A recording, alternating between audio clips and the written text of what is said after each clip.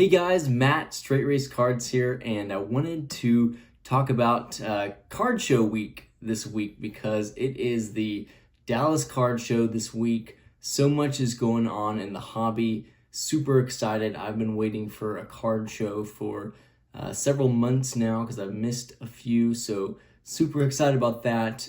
So I want to talk about the card show, and then I wanted to do a card reveal for some cards I'm going to submit to SGC while I'm at the show, and then just want to talk about some card show strategies and other things I'm going to focus on this week. So yeah, really excited about what's going on in the hobby. I've got a great video virtual chat with a buddy later on this week who's a fellow track and field guy who loves cards and baseball cards, so that's going to be awesome. And then later on, Friday and then Saturday as well, gonna go to Dallas Card Show with a buddy who I think it's his second show. So that is so fun. I love the fact that guys haven't been to shows much, get to jump along and go for the ride. So I know there's been a few others, like I know Baseball Collector helped me with my first show, and just really grateful for that. So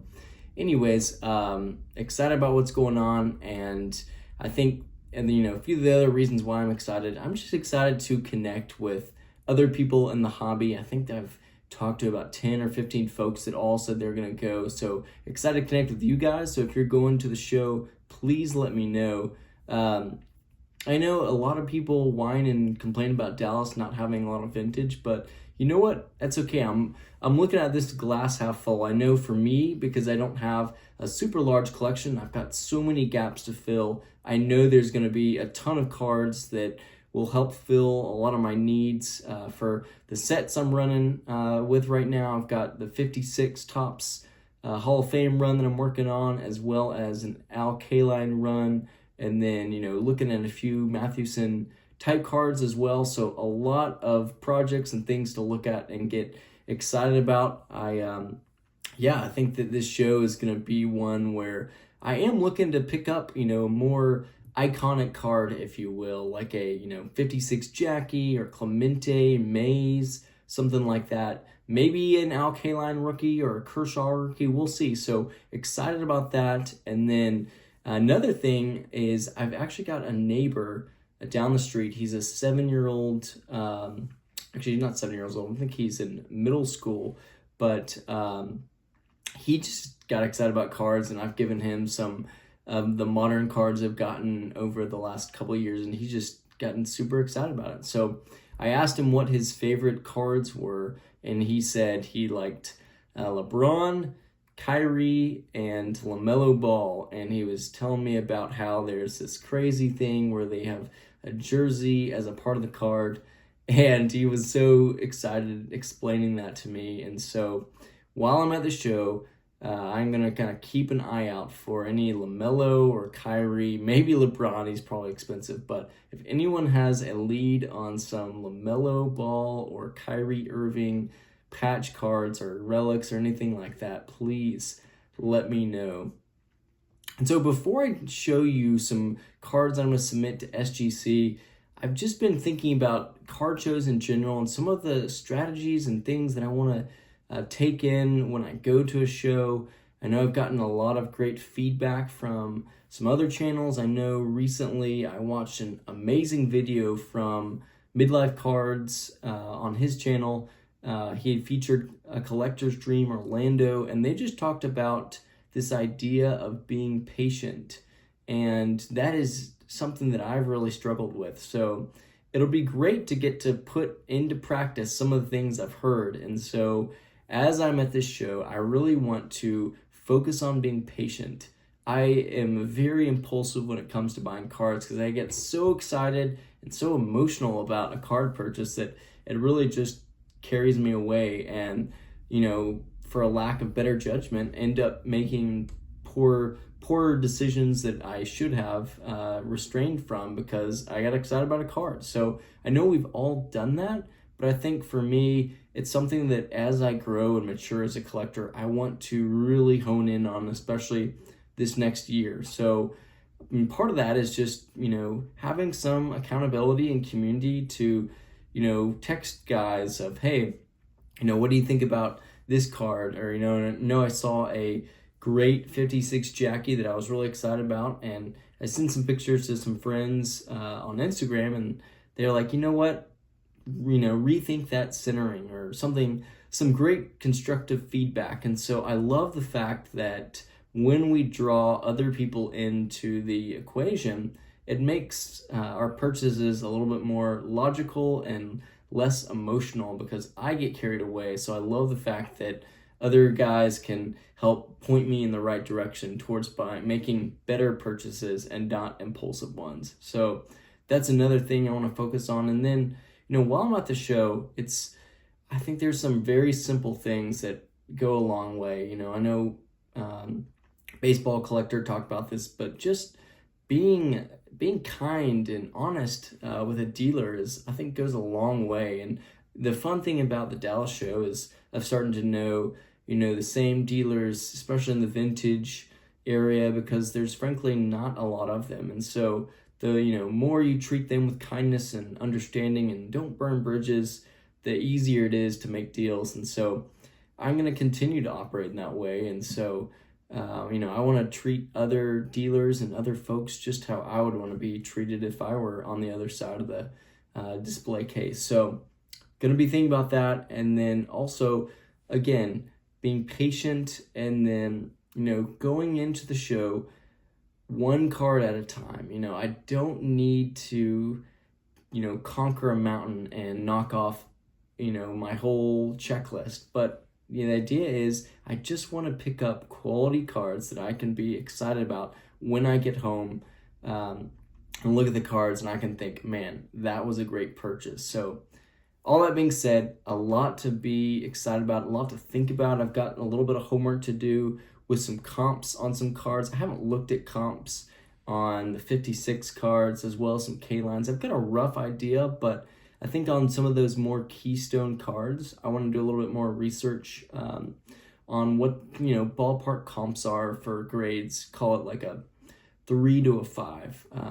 And so the more I can empower myself, the better it'll be when I go into the show and, again, not getting carried away. And so I use 130 point typically for comps, some eBay as well with sold listings. So that's a great tool. So I'll be doing a little bit of homework over the next few days on that.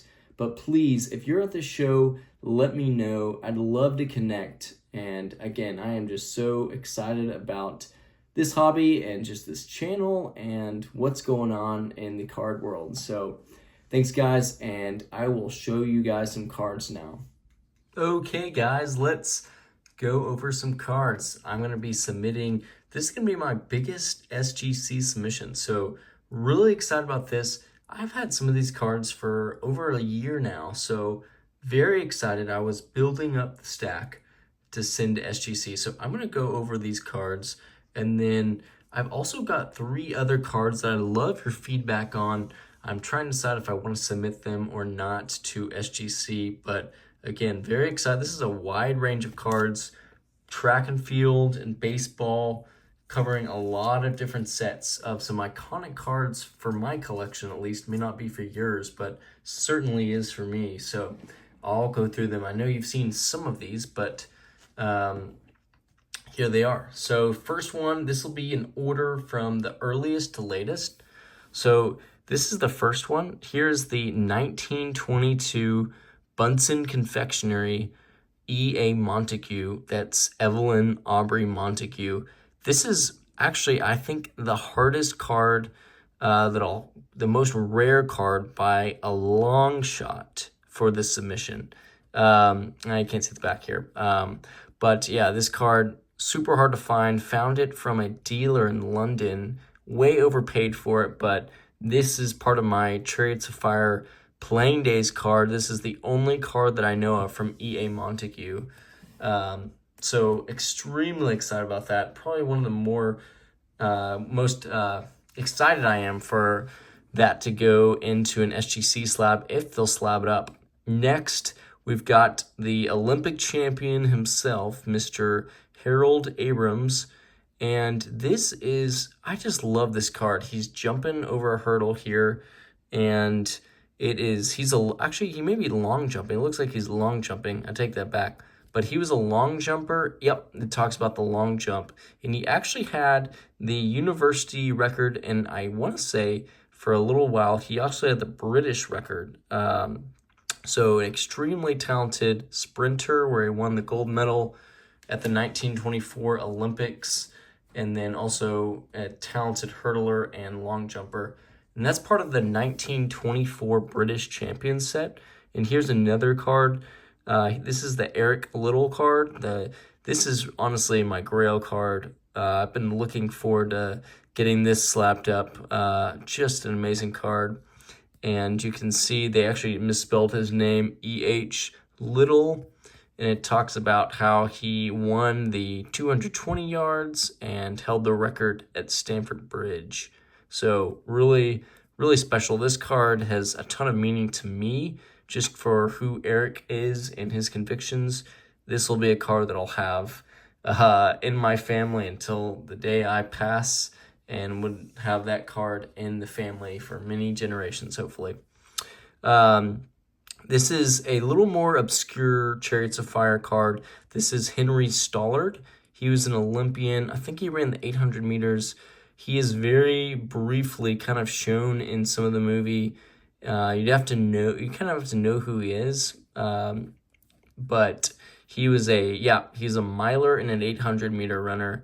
So again, this is 1924, and he's running a mile in 4:21. Thankfully, I can say that I've got a faster mile PR than he did, but he's got about 100 years before me, so definitely more impressive than my my own mile time. But great card. Looks like he's breaking the tape. Love that. Next, we have another set, and this is one of the more eclectic sets that I've run across as far as track and field cards. This is the 1925, I think it's called the, Alexander Boguslavsky Turf Cigarette Sport Record set. You can say that 5 times fast. And it was a set, they released 2 series, the numbers 1 through 25, and then the 26 through 50. And what's interesting is it had all these records in all kinds of different sports, from sailing, running, even baseball. It actually has a pre-war Hall of Famer in the set from baseball. George Sisler is featured. He's card number 50. And this is the marathon. As a marathoner, it just speaks a lot to me that there's a pre-war card focused around running. It's honestly pretty cool too, because it talks about their marathon time. The world record was 2:29 and 39 seconds. I've only run one marathon, and it didn't frankly go very well. But what's funny is that world record, he would have bested me by about 20 seconds. So that's crazy to think about. 100 years ago, they were running faster than I was back when I ran it in 2018. Here is the cross country card. This is super clean. I think this is probably the cleanest card I have from the set. Love that though. Jumping over, looks like almost like a hay bale or grass pile. That's what cross country running is all about. If anyone isn't familiar with the sport, it's a really gritty sport and it's not easy. So just to see these athletes just reminds me of all the training that I did as a cross country runner, and that brings back some great memories. Here we have it's just a running, very straightforward, but I love this. Kind of reminds me of seeing some Chariots of Fire with the where they're doing the Great Hall race, and this is the 1 mile.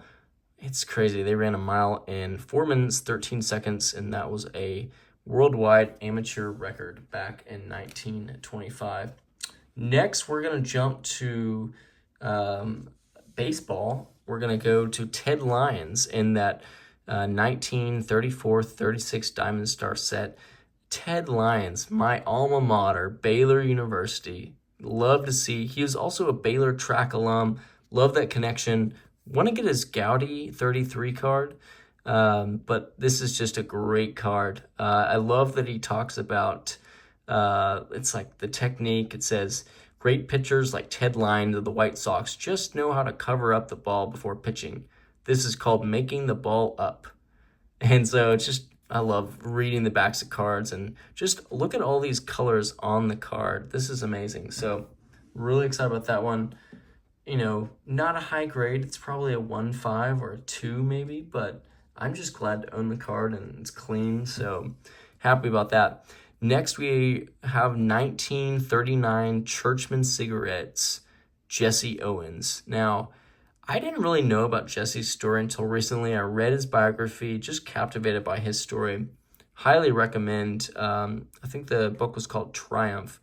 Love this Jesse Owens card. I had bought the complete set of Churchman Cigarettes and then was able to sell the non-track and field cards, and I broke even and still got to keep a Jesse Owens. So that's always fun when you can do that with your cards. The next, one of my more eclectic purchases, this is kind of a type card for me, but 48-49 Leaf, Dave Blue Jacket 66, you should probably call that 1949, but this is John Vandermeer. The reason why I have this card is kind of funny. One of my uncles, his name is actually John Vandermeer. So I just thought this would be a great type card to get. He actually had 2 no-hitters, so he's a pretty accomplished pitcher. I don't know a whole lot about him, so feel free to give me more info on him. But love this card. Great corners. It's a little off-center left to right, but it's a sharp card and love to have a Leaf in my collection.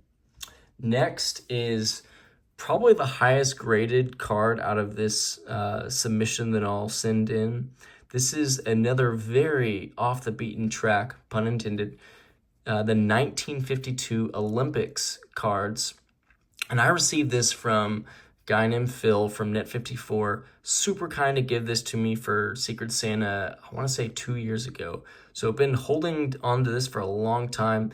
According to Phil, this card was, it's really hard to get centered and sharp. And so to get a card that looks as good as this is really special. So this is Emil Zatopek. He held practically every record from I want to say it was like the mile all the way up to the marathon. He was an absolute force of nature. Next, we've got the 68 Al Kaline. Love this card. Nothing special here. But it's just, great to add another K-Line card to the run. So got this card, I want to say for free from from the Freebie Friday. I believe it was Rob Bowling on Twitter. So shout out to Rob. What a guy. Gave me a few K-Line cards. Actually, he gave me this 1968 game card as well. So really grateful for him. Thank you. These game cards are just cool. Why am I getting this graded? Well, really no reason, just because I just want another K-Line card slabbed up and got this for free. So for $15, sure, why not? Might get some flack for that, but it's okay. I'm collecting how I want to collect. And then last, we've got the 1969 K-Line. Again, centering is not great, but sharp card and same story. I think Rob also gave me this card, so for $15, great. Let's get it slabbed and keep rolling. I can always upgrade on the set. Love this. So really excited about this SGC submission. Again, this is one of the bigger submissions I've ever done. This is the biggest submission I've done. So let me know what you think. And then the last little section, I've got 3 cards that are open to, I want y'all's feedback on these, but I've got 1956 Bob Lemon. It's a sharp card as far as the corners go, but you can see there's a little bit of spotting up at the top, so not sure how that's going to grade. This is actually, there's just a little tape on the top loader. Other than that, the card looks pretty good. So I'm trying to think of whether I think I am going to submit this, but open to your feedback. I got this for super cheap, so I was like, hey, this is, $8, sure, Hall of Famer, and then grade it, no problem. And then the last 2, I've got some really clean turf cigarettes, pole jumping, pole vault, as well as the high jump. Both of these are really sharp. I've just been trying to decide, is it worth grading these two for non-running cards? I might grade them. Haven't decided yet. I really like that high jump though. I think that would be grade pretty well. Probably, I'm not a good grader. I'm not going to pretend like I am, but 5 or 6 maybe. So great cards here, and yeah, open your feedback. On my channel, I'm happy to admit I don't have everything figured out. I am still, in my mind, a new collector, and I'm learning, and that's why I wanted to share the journey along with you guys. So grateful for you all, and keep running the straight race. Thanks, everyone.